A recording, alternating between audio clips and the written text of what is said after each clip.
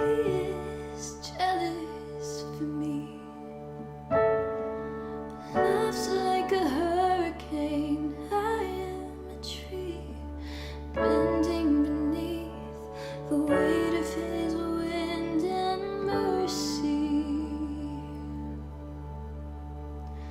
When all of a sudden I am unaware of these afflictions eclipsed by glory, and I realize just how beautiful you are and how great your affections are for me. And oh, how he loves us all. Oh, how he loves us, how he loves us so.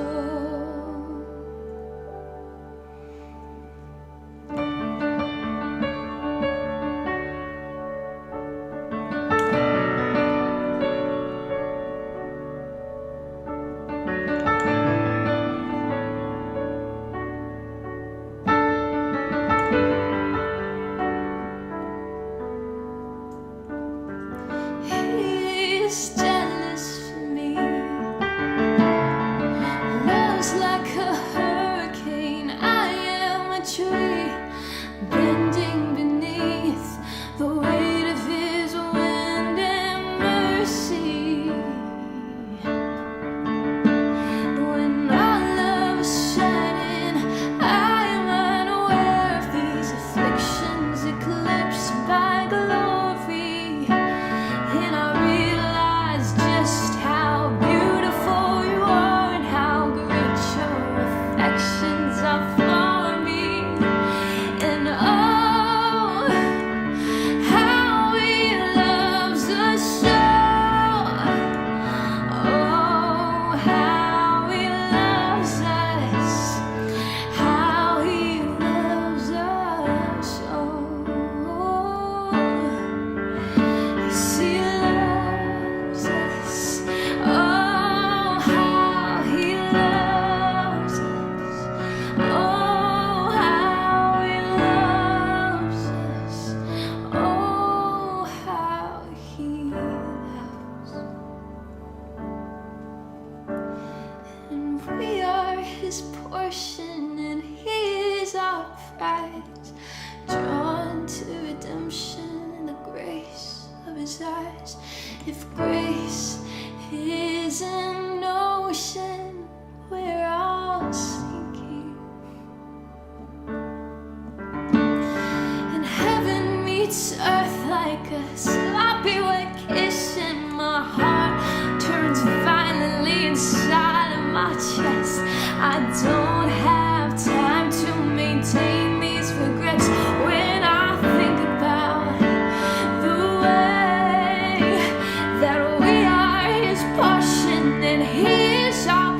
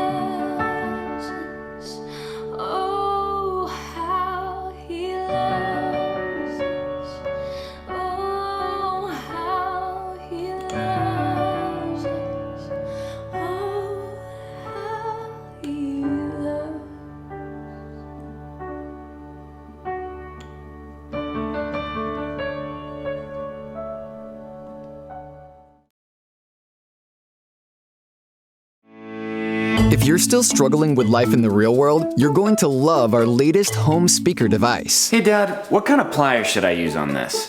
You should be using a wrench. Oh, do I have a wrench? You have 3. Ah, thanks Dad. Introducing the Dad Personal Assistant, our newest smart speaker with all the character and compassion of a father.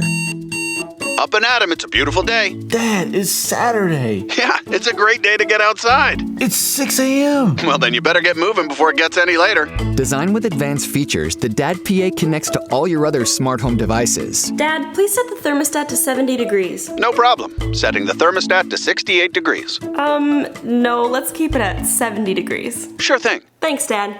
We're gonna save so much money. He syncs with your calendar to help you stay on track. Looks like you're overdue for an oil change. Oh, hey, you're right. Can you schedule one for Friday? I've already got it scheduled. Just don't miss it, okay? Okay, I won't. Seriously, don't miss it. The Dad PA is always watching out for you. Lights on. Hey, it's getting late. I think it's about time for Brad to head home. Dad! The Dad Personal Assistant includes a wealth of knowledge and opinions on a wide variety of subjects. Dad, can you help me with my taxes? Dad, do you know a good mechanic? Hey Dad, can you tell me a joke? Sure, the joke is $1 billion. I don't get it. That's right, and you never will. Ah, nice one.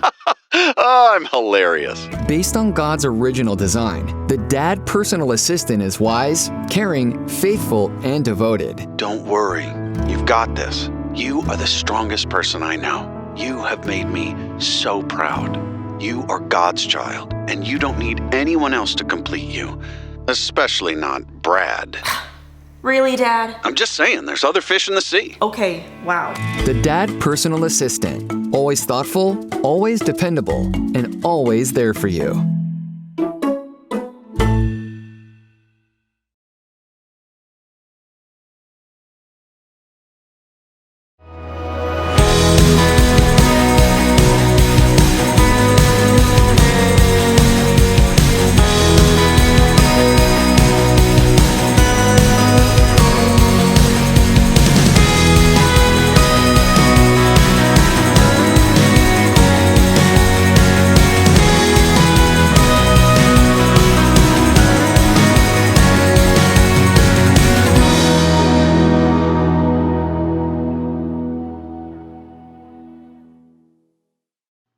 Good morning. Welcome to God Talks on this Sunday, June the 20th, 2021. I hope you all are well wherever you may be this morning. Zoom, Facebook Live, and YouTube if you're viewing. Thank you for joining us this morning. Let's jump into our sermon and our text this morning. Sermon title is The Other Side. And our text comes from the Gospel of Mark, chapter 4, verses 35 through 41 as we continue to weave in the Gospel of Mark. This is Jesus calming the storm. This is what it has to say to us this morning. The day when evening came, he said to his disciples, "Let us go over to the other side." The other side, he said. Leaving the crowd behind, they took him along, just as he was in the boat. There was also other boats with him. The furious squall came up. The waves broke over the boat, so that it was really swamped. And Jesus was in the stem, sleeping on a cushion. The disciples woke him up and said to him, "Teacher, don't you care if we drown?" So he got up, immediately rebuked the wind and said to the waves, "Quiet, be still." When the wind died, it's completely calm. He said to the disciples, "Why are you so afraid? Do you have no faith?" And they were terrified, asked each other, "Who is this? Even the wind and the waves obey him." Now, this text this morning is the early on in the Gospel of Mark. In the Gospel of Mark, especially in that Gospel book of the four Gospels, Matthew, Mark, Luke, and John, dictate and show us the disciples never really get it, even early on and even at the end of the Gospel of Mark. But this text this morning is the calming of the storm. I'm sure you've heard it many of times. When I hear the other side, I'm regarded and reminded of Allah, the greatest showman, or the Red Hot Chili Peppers, the other side. But maybe this morning, sometimes it's just a boat. Let's go from there. Let's deep dive. Let's go the summer deep dive this morning. There's no end to the story. Time after time, we summarize it, we allegorize it from a boat to this sea passage tale. We tell this tale to all. Here's how this goes. Jesus is in the boat with you. How many times does it feel like you're in a storm and Jesus is asleep? The boats you're in at this point in your life, there are storms that are tossing your life around. None of this is necessarily bad. They're challenges to overcome. This is just the boat. It becomes a metaphor for all kinds of things rather than simply what it is, a traveling vessel, a means to get across from place to place. I mean, a means by which to go from place to place and to another, and to another. Maybe a boat is just simply a boat. Maybe the point is that Jesus is just trying to get us to the other side. Because left to our own devices, we'd rather stay where we are. It's human nature, it's human condition. It's us making those decisions of freedom and free will, maybe being in our feelings just a little bit. It also seems to be the nature of faith. We can't seem to hear Jesus' invitation. For some reason, we cannot hear. Let us go across to the other side, he says. How easy it is to stay in our comfort zones, very easy. To default to the other theologies that we may have, as mundane as they may be. To remain for what is known, even though for which known has become unbearable and needs to change. We'd rather ignore the desperate need for change and make the change happen. So we sit and we wait for what? The right time for someone else to make the first move. Maybe this is just why this doesn't give the necessary change we are looking for. Maybe this is why Jesus doesn't give the disciples any time to think about the trip on that day. We would think about it forever, wouldn't we? We'd wrestle with it over and over, overthink it, as many do. Thinking about it always would be one of those excuses. Jesus says, onward and forward, without any hesitation. That's faith. But here's the problem. If there is only one with Jesus, he seems rather dissatisfied with letting us live on the other side of the lake for far too long. If he takes the disciples to the other side, and getting to the other side is no easy trip, nor should we expect that to be in this case or at all in life, we would over-spiritualize, over-sentiment this story. We end up overlooking the obvious, that this is a boat trip, which by means by which to get from place to place and to another, from town to town, to see those folks, those people. Nothing seems equally as obvious that change, trading places, trading spaces, is rarely without its challenges.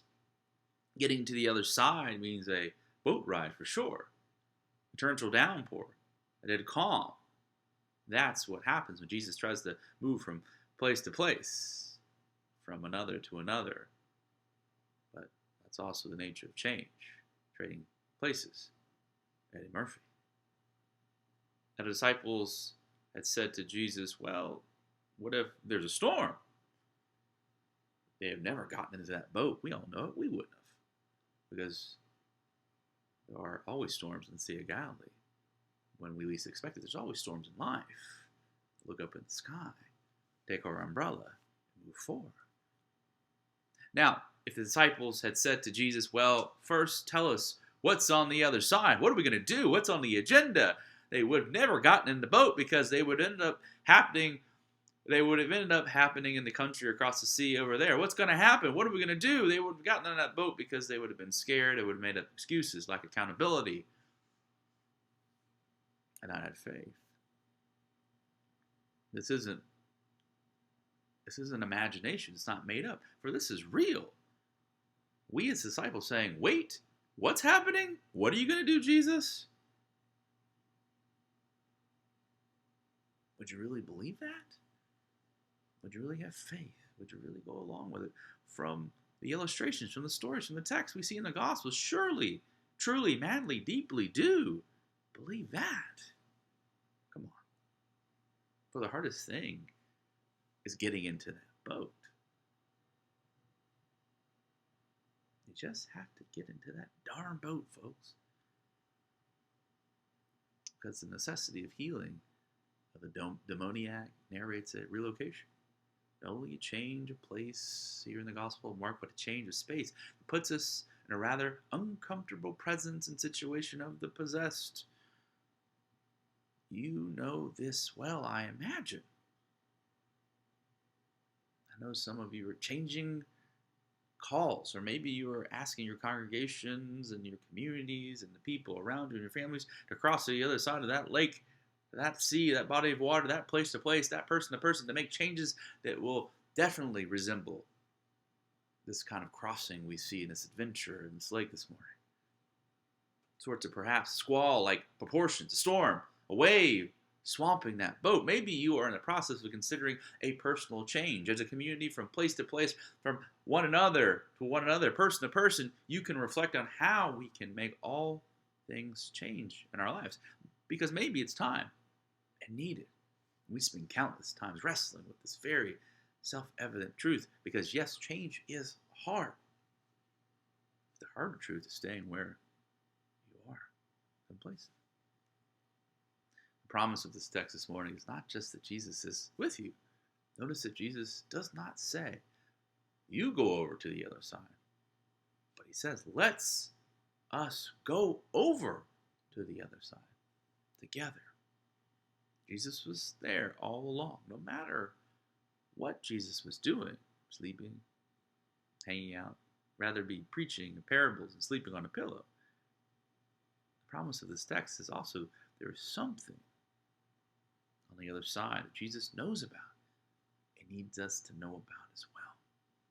And of course, the reality of the disciples and for us is that the other side is not always as rosy as scones and flowers and sunshine. It comes with its own set of challenges. So is life. Disciples have to see Jesus as differently, themselves differently. It means living in a new reality, a truthful reality, not of conspiracy theories and lack of accountability and false narratives and stories. Stop it. It takes some getting used to. Because when your location changes, so does your perspective and others' perspectives of you and those around you. When your location changes, so do you. That's pretty much how change works, folks. Growth is painful. Change is painful. But maybe nothing is as painful as being stuck somewhere you do not need to be or where you don't belong at all. And perhaps the act of faith is not just the truth that Jesus will still the storm. The act of faith is Jesus inviting you in to be with him, and you taking that to heart. The act of faith is getting into that boat, and the act of faith is believing that another side, the other side, is not just only possible, it is vital, it is pivotal, it is essential for all. Amen.